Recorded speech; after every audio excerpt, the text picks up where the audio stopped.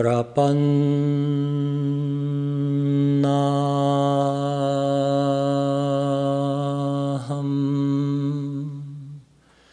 sada shyama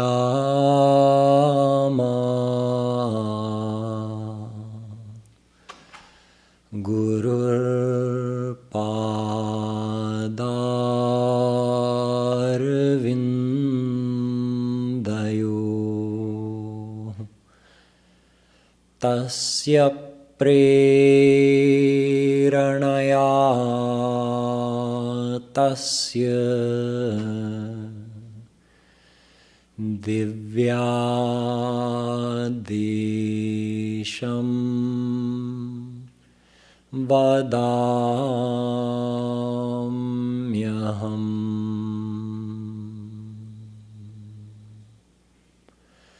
Padashritanam tu samastachauram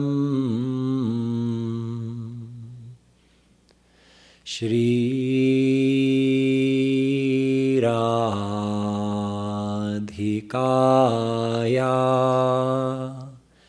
Hridayasya Chauram Nilambujasyyamal Kanti Chauram Chauragraganyam Purusham Namami. Yo Brahmanam Vidadhati Purvam Yo Vai Vedanscha Prahinoti Tasmai Tagvangha Devamatma Buddhi Prakasham Mumukchurvai Sharanamaham Prapadye.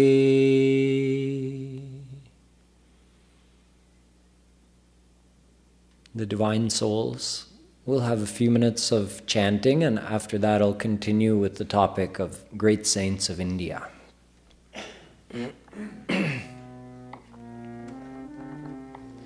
The first beat is Gi. Bhajo Giri. Bhajo Giridhar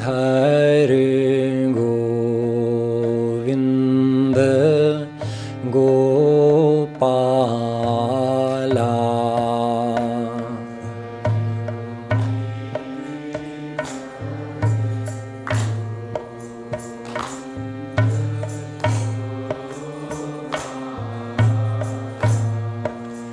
Bhajo Giridhar Govinda Gopala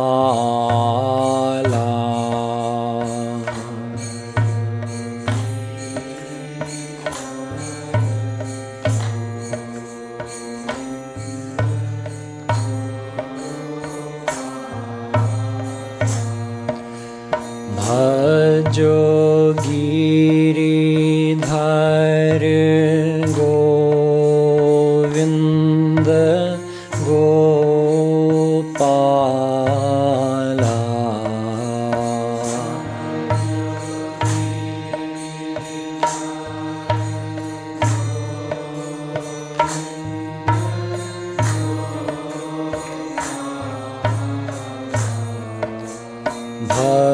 Bhajo Giridhar Govinda Gopala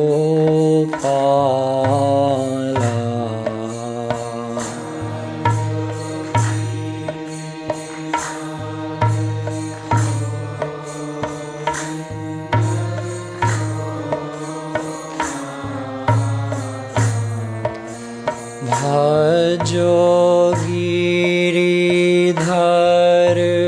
Govind Gopala.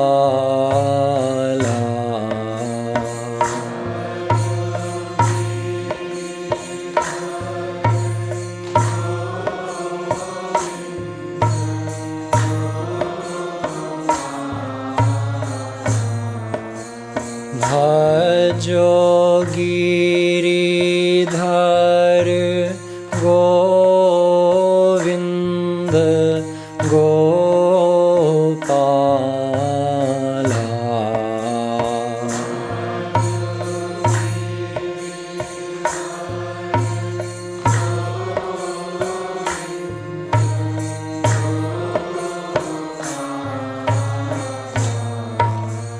भजो गिरिधर गोविंद गोपाला।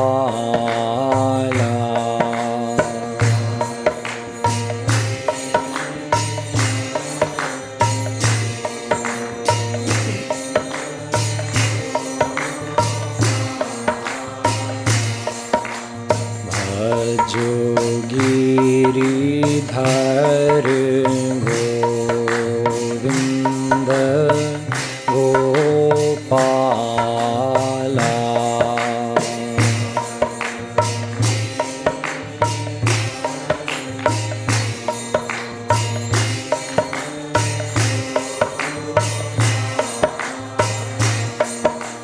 भजो गिरिधर गोविंद गोपाला।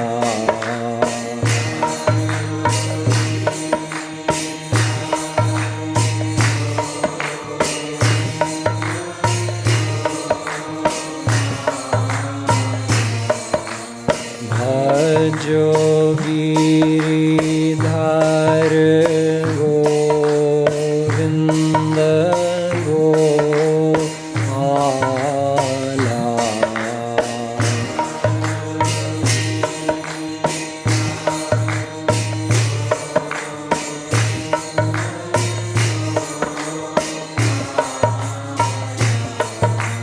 भजो गिरिधर गोविंद गोपाला।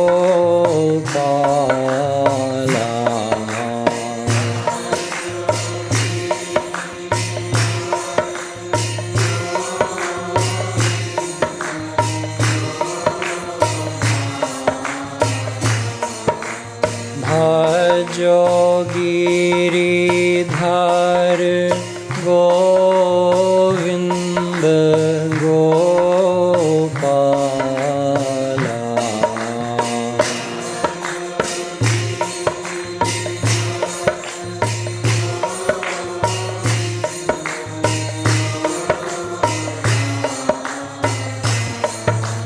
भजो गिरिधर गोविंद गोपाला।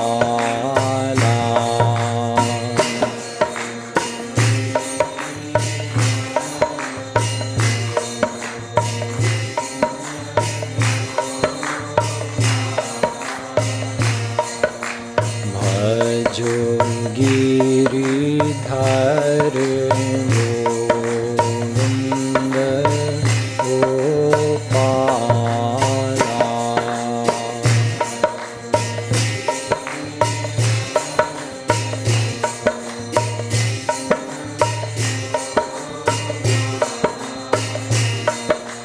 भजो Giridhar Govind Gopala.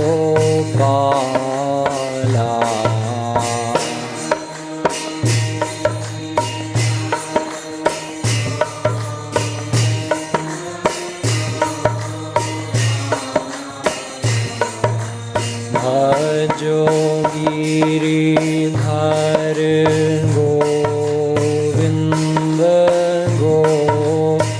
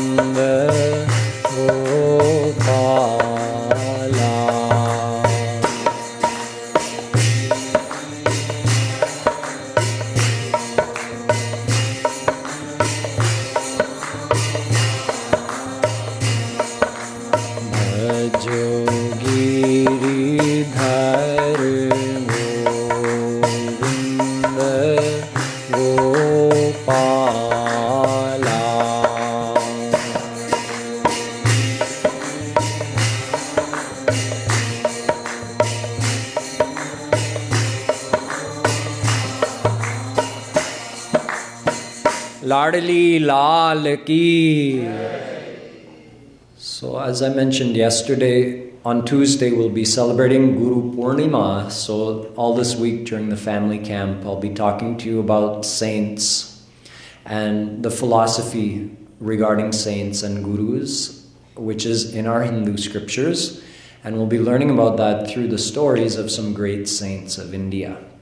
So yesterday I explained the philosophy of what is a saint, how a soul is different from God, why a soul needs to attain God, why a soul is under the bondage of Maya, and how a soul can, through God's grace, go beyond the bondage of Maya and become God-realized, which is the very definition of a saint, one who is beyond Maya and who is God-realized. So tonight we're going to learn some more by studying or hearing about the story of Dhruv, Bhakt Dhruv, who was a very young devotee of God, 5 years old. So although he was devotional as a child, there was something that happened that led to him doing a lot of devotion, a lot of focused devotion, and actually becoming God-realized at that young age. Dhruv was on this earth planet in the very beginning of this day of Brahma. A day of Brahma is called a kalp. So each kalp is divided into sections called manvantar. So each manvantar is like a separate section, you can say, where life exists, human beings exist on the earth planet, and then there's sometimes a break in between the manvantar. So the first manvantar, at that time Brahma started everything. He was given that task by Krishna. And he produced, in addition to some of the first saints and rishis, whom we know like Naradji and Atri and Bhrigu and Vashisht, all of these great saints, he also produced a saint called Manu, or Swayambhu Manu. Swayambhu Manu and his wife Shatrupa, they were tasked with populating the earth with human beings. Manu actually rules. He's the first not human being, because the rishis are there first. He produces Naradji and all of his Manas Putra. But Manu is like a Prajapati, meaning all the human beings are descended from his offspring. So Manu is the son of Brahma, and Swayambhu Manu's first two sons, or his two sons, were Priyavrat and Uttanpad. Now, Uttanpad had two queens. The older queen was called Suniti, and the younger queen, to whom he was more attached actually, was called Suruchi. Dhruv was born to Suniti, actually the elder queen, and Suruchi also had a son named Uttam. So Dhruv and Uttam were half-brothers, around about the same age, and they grew up together and played together. But Suruchi, Uttam's mother, was very jealous of Dhruv and very proud of the fact that the king liked her better than the older queen. The king was, you can say, just so attached to her that he did pretty much whatever she wanted. So one day Uttam was sitting on King Uttanpad's lap while the king was sitting on the throne. And Dhruv came in and he saw that, oh, my brother is sitting on father's lap, I'm also going to join. And he just ran innocently to go and jump up on the throne and sit on his father's lap next to his brother. And Suruchi, Uttam's mother, stopped him and wouldn't let him get up. And she said in a very nasty tone that, who do you think you are? You think you're going to sit on the throne? If you wanted to sit on the throne, you should have been born from my womb, not Suniti's womb. So you want to sit on the throne, you should die and come back born as my son. Now, basically, get lost, she told him. So Dhruv was very hurt. Hearing these words from his, almost like his mother, Suruchi was, he looked to his father, thinking that surely father will not allow this injustice, but he was so deluded by his attachment to Suruchi that he didn't even say anything in Dhruv's defense. So Dhruv went back to the quarters where he and Suniti lived, and his mother saw that Dhruv is looking so dejected. What's going on? So she asked. And she found out what had happened. She called Dhruv. And she said, Dhruv, Suruchi is right. The king likes her better, and there's nothing we can do about it. This is just our place. There's nothing I can do about it, and you're my son, so we're just going to have to put up with it. The best thing for you is you just attach your mind to Vishnu. She was a devotee of Vishnu. So was Dhruv. So she said, you just take shelter at the lotus feet of Vishnu. You surrender to him, worship him. Dhruv said, I will do that, mother, and in fact, I will worship him to the point that he's going to appear in front of me, and then I'll ask him for what I want. Dhruv was so determined, he just said, you know what, I'm going to the jungle, and I'm just going to do devotion to Vishnu until he comes to me. So his mother got some clothes made for him out of soft bark, tree bark. I'm telling you how it's described in the Bhagavatam, this story of Dhruv. So with those bark fibers, some clothes were woven for Dhruv. He didn't go out there in his, royal princely garments. He went out there in these clothes made of tree bark. And he just left the palace with nothing other than that. And he was heading for the jungle. So along the way, who should appear to him but Narad? Naradji comes in many, many leelas, in many different places. So Naradji is thinking to himself that, people of high status, because Dhruv was born a prince, people of high status, they have a very difficult time accepting an insult or any kind of offense against them. They can't let it go.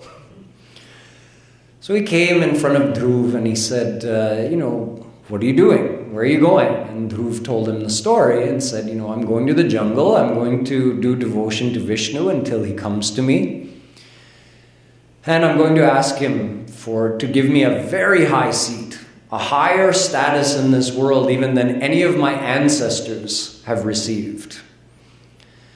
So Naradji gave him some advice. He said, young Dhruv, these things, whether you're respected or not, whether you attain to a high seat or not, whether you gain great power in this world or not, those things are in the hands of your destiny. Hani labh Jivan maran yash apayash vidhi hath. In the Ramayana, Tulsidas ji says that yash and apayash, these things are controlled by destiny. No one can do anything to get a big name in this world. You can try, but if it's not in your destiny, it won't happen. If it's not in your destiny to get great power and great prestige, then it won't happen. So he explained this to Dhruv, and he said a wise person just accepts what comes to him in the name of fame or greatness or power or not. He just accepts it, and he's content, and he's at peace. So he gave him some advice. Dhruv said respectfully, Naradji, little 5-year-old Dhruv, I'm a born ruler. I'm a prince. And I have no such patience or tolerance. So please, you tell me a way that I can attain a status greater than any of my ancestors in an honest way. You tell me an honest way that I can get a higher seat than, when he says ancestors, he's talking about his father. And his father's father, Swayambhu Manu. Now the Manu is the ruler not only of this world, but of entire Bhulok, which includes the lower celestial abodes as well. So he's saying, I want a higher seat than that. So, and then again, who is Swayambhu Manu's father? Brahma. Brahma has the highest seat in this Brahmand. So he's saying, I want a higher status than any of them. You tell me how I can get it in an honest way. Little 5-year-old Dhruv had that ambition.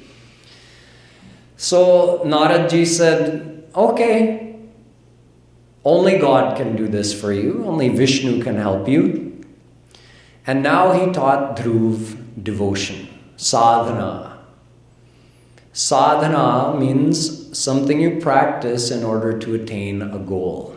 So your goal is your sadhya. And what you do to attain your sadhya is sadhana. So he told Dhruv, here's what you do. You go to Madhuvan. Madhuvan is a holy place in Mathura on the bank of Kalindi River. Like our Kalindi River here is named after that Kalindi River, Yamuna River.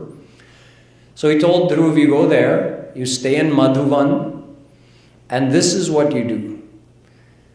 You picture Vishnu in your mind. And he described the form of Vishnu to Dhruv. He said, with a yellow shawl hanging over his shoulders, 4 arms holding the lotus, the conch, the Sudarshan Chakra, Almighty God Vishnu. Looking so beautiful, so young, dark complexion, slightly bluish, with the Kaustubhamani. He described in detail Vishnu's form, and he said, you form that image in your mind with closed eyes. So this, what he's teaching him, this is the essence of all the spiritual practices. Our Kripaluji Maharaj calls this Roop Dhyan. Naradji didn't use that word when he told it to Dhruv, but that's what it means. Roop, you think of the form, and Dhyan, you're meditating on that form. Vedavyasji writes in Padma Puran, Alodya sarvashastrani vicharya cha punah punah idamekam sunishpannam dhyeyo narayano hari. Vedavyasji was asked that, Vedavyasji, for one thing, you are Bhagwan, you're a descension of God. And for another, you're the knower of all the scriptures, because you yourself reproduce the scriptures at the end of every Dwapar Yuga. So 5,000 years ago, Vedavyasji reproduced all the Vedas, Puranas, Ramayana. He also produced the Vedant Darshan, Brahma Sutra, Mahabharata, Gita, So you're the knower of all the scriptures. Vedavyasji, you please tell us what is the essence of all of that? Because no one can study that in one lifetime. And even if they could, how would they know out of all of that, what's the essence? What's the most important thing? Because especially as souls of Kali Yuga, we don't have the ability to study all of that, nor do we have the time. And then as far as putting it into practice, we're very limited in our focus, and even our determination is very less, in people's minds are not very strong in Kali Yuga. So you tell us what's the most important thing for us to know practically. So Vedavyasji said, I did manthan of all those scriptures again and again. Punah, punah. And when you do manthan, when you churn something, then the cream rises to the top. Whatever's the best thing, it rises to the top. So he said the nishkarsh, the essence, was one thing that rose to the top. Dhyeyah Narayana Hari. The very same thing Naradji told Dhruv. Do dhyan of God's divine form. Most people, I don't think, would know that offhand. That out of everything written in Vedas, Upanishads, 6 Darshan Shastras, the 6 schools of philosophy, Smriti Granthas, Gita, Mahabharat, 18 Puranas, Ramayana, if you took a poll out of all the people who know the Hindu scriptures and say, what's the one most important thing? How many of them would know that? Even though it's so simple. And it's stated by Vedavyas. He says the one thing that's most important is remembering God. And to remember God, you need a form. So this is called Rup Dhyan or Smaran. Smaran also means to remember someone. Why is that so important? Because it purifies our mind. All the spiritual practices, you can say, what are they for? They're only to purify our mind, because the impurity of our mind is what prevents us from surrendering to God and receiving His grace. God's ready to grace us, but we have to purify our mind. So a true spiritual practice is that which purifies your mind. And all the spiritual practices are based on one's self-effort, except for bhakti. Bhakti means surrendering to God. And the core practice of bhakti is rup dhyan. Picturing the image of the form of God you're worshipping with a desire to receive His grace. That's bhakti. And along with that, you can do kirtan as well, sing His name. And that's exactly what Naradji told him. He said, you go to Madhuvan, you close your eyes, you think of God Vishnu in your mind, you do Rup Dhyan, and along with that, keep repeating His name. Om Namo Bhagavate Vasudevaya. He gave him a mantra which had Krishna's name in it, Vasudev. Vasudev is like an almighty name of Krishna, so you can use it for Almighty Krishna or Vishnu. Om Namo Bhagavate Vasudevaya. You keep repeating Krishna's name in this way and keep meditating on His form as Vishnu, and He'll come to you and then He'll give you whatever you're asking for. So Dhruv did that. He went to Madhuvan. He was so determined. You know, we do devotion and we may do devotion like Dhruv even, meaning we sit, stopping all other worldly activities. We bring an image of God in our mind and we sing God's name. That's just what Dhruv did, right? We also do the same. That's what Kripaluji Maharaj teaches us to do. That's what we teach here at Radha Madhav Dham. So we're doing just like Dhruv, right? Yes, for short bursts, you can say. We might do an hour of devotion or 2 hours of devotion, and even within that time our mind is wandering here and there. But it's of great value, whatever we're doing, nonetheless. But Dhruv was so determined and so focused, he sat down and he started doing devotion, and his mind didn't waver at all. He fixed that image of Vishnu and started repeating that mantra. And for the whole first month, he used to get up every 4 days to go and collect some leaves or some fruit or some roots to eat. Every 4 days he would get up from his sadhana. He'd eat a little bit and he'd sit back down and do more devotion. Then the second month, once in a week, he got up and collected some dried leaves, not that were fresh and still attached to the tree, that had fallen on the ground. And he would only eat those dried leaves once in a week. The third month, he stopped getting up. He stopped eating. He was just breathing. The fourth month, he again didn't get up, but he took one breath in a week. He was so introverted, his heartbeat slowed down to the point where he needed one breath in a week. The fifth month, he stopped breathing altogether. The sixth month, instead of doing his sadhana sitting, he was doing his sadhana standing on one foot with the other foot bent up. And he would just change. Every once in a while, he would be standing on the right foot, then he'd change to the left foot. So in this way, he did intense sadhana for 6 months. You can say unwavering. His mind was in God 24 hours a day for 6 whole months.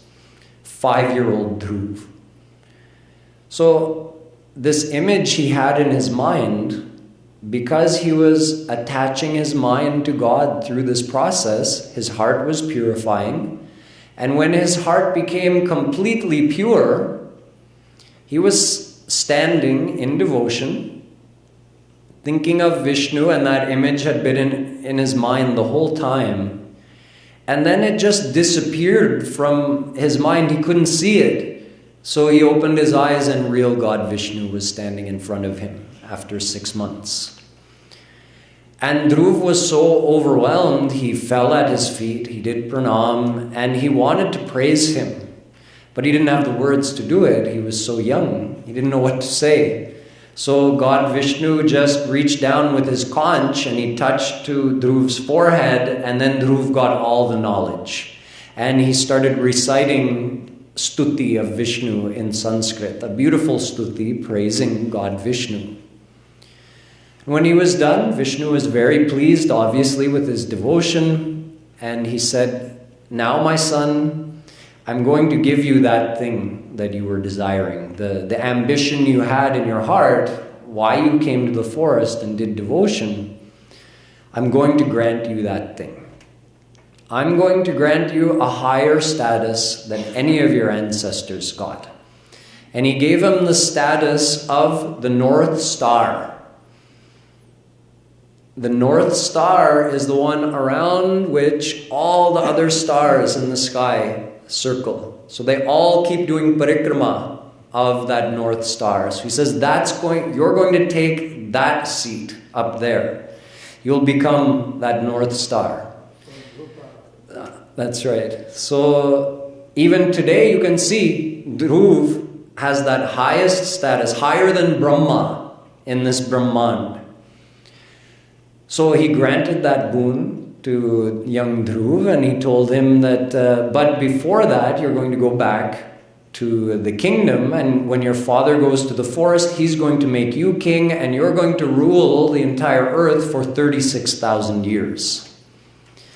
And then Vishnu left on Garud. He went back to his divine abode, and Dhruv was left standing. And you know what he felt? I'm telling you exactly how it says in Bhagavatam. Regret. He said to himself, I asked him for a worldly boon. In fact, Dhruv didn't even ask when Vishnu came, but Vishnu knew the desire that was in his heart, and he granted that thing. So he said, my beloved Vishnu appeared before me, and I had asked him in my heart for such a worldly thing. He says, the boon I got from him is useless. And he gave two examples of how useless he considered the status that he'd been given. He said, it's like as useless as dawai for a dead person. Dawai means like a cure, medicine. He's already dead and you have this medicine. He says, that's about as good as this boon is that I got, because it's just a worldly status. He says it's about as good, I did about the same thing as a beggar going to an emperor and asking for a few grains of rice. The emperor was willing to give anything to that beggar, and the beggar said, give me a few grains of broken rice. That's it. He says that's the value of that boon that I had asked for. So he regretted having asked Vishnu for this worldly boon. And he went back to the kingdom. What could he do? He was received by everybody, including Suruchi and Uttam, and of course his father Uttanpad and his mother Suniti. They were all so happy to get Dhruv back.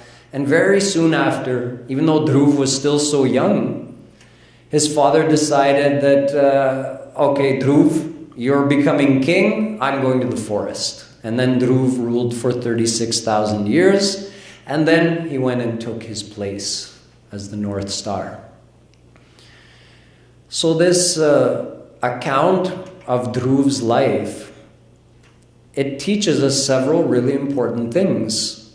Number one, how to do devotion. He showed the exact way of doing devotion that is described in Bhagavatam and is taught by Kripaluji Maharaj. So simple. You sit and meditate on the form of God that you want to attain, and you chant His name. That's it. But the meditation has to be there, and the chanting augments or enhances the meditation, the effect of the meditation. So the form of devotion, the practical form of devotion, was shown to us by Dhruv. As well as he and Naraji showed exactly what Rup Goswami says. Adau Shraddha Tatah Sadhu Sangotha Bhajana Kriya. 3 stages in getting started in devotion.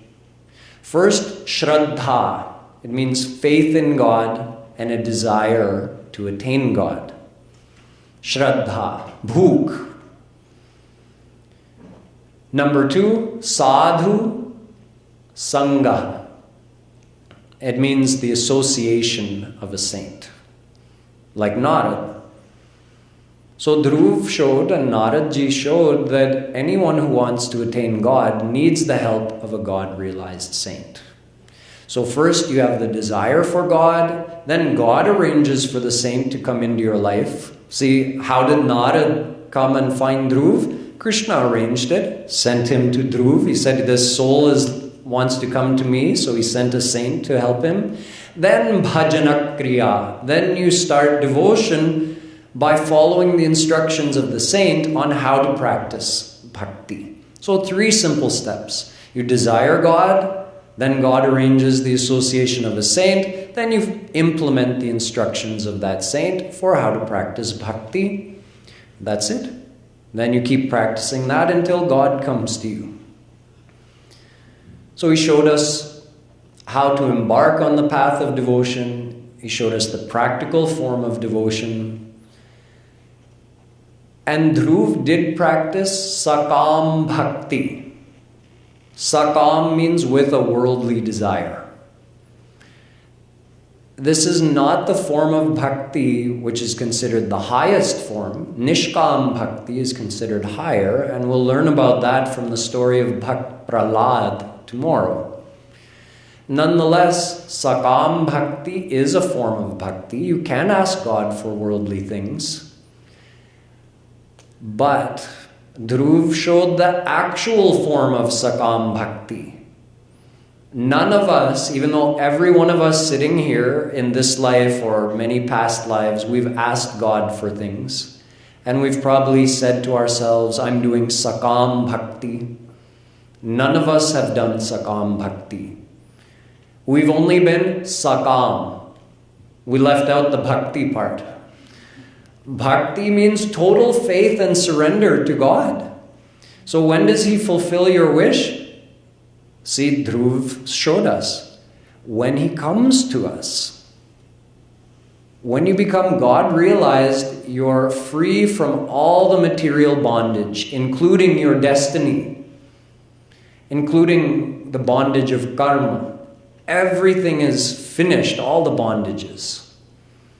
Bhidyate hridaya granthish chhidyante sarva sanshraya chiyante chasya karmani tasmin drishte paravare. Mundaka Upanishad says drishte paravare. When you see God, then all of your past karma is eliminated, your destiny is eliminated. Then God will give you whatever you're asking for, anything. Yat karma bhiryat tapasa jnana vairagya taschayat yogena dana dharmena shreyo bhiritarairapi. Bhagavatam.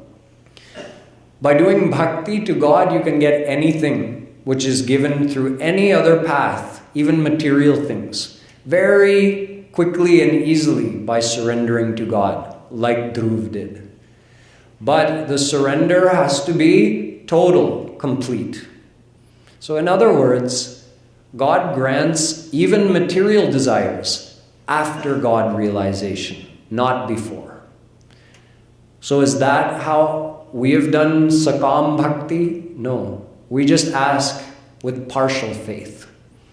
God, please give me this. Did Dhruv do that? Did he just casually ask in case God might fulfill his wish? No, there was nothing casual. He said, I'm going to find God. He's going to come to me, then He'll give me what I want. That is Sakam Bhakti, not just casually asking. If we're casually asking, we're under the bondage of our karma and our destiny, and whatever we get or don't get will come to us according to our destiny, not according to what we're asking God for, because we're not really asking God for anything. If we're not asking with full faith, then we're not asking. And full faith means total surrender, in which case God would have appeared before you. So Dhruv showed real Sakam Bhakti, but then he also showed his disappointment at the end, that there were so many other things I could have asked for, divine things. Why did I ask for just a material thing? He regretted his decision to ask God for a worldly thing. But he also showed us that with focus and determination and patience, anything is possible. No matter how old you are, or what is your state or status, if you make your mind up, you can attain anything, especially through God's grace, by surrendering to God. So these are the most important points from this recounting of Dhruv's story, according to how it's told in the Bhagavatam. And tomorrow we'll learn about Nishkam Bhakti from Bhakt Prahlad. And today we'll finish by singing a kirtan by Kripaluji Maharaj, which describes the form of bhakti, just as we learned from Dhruv and Naradji. So how to meditate on the form and chant the name. And even when we're not chanting, we can still be remembering the form and the name silently in our heart. So this is all described. The actual form of sadhana is described in this kirtan.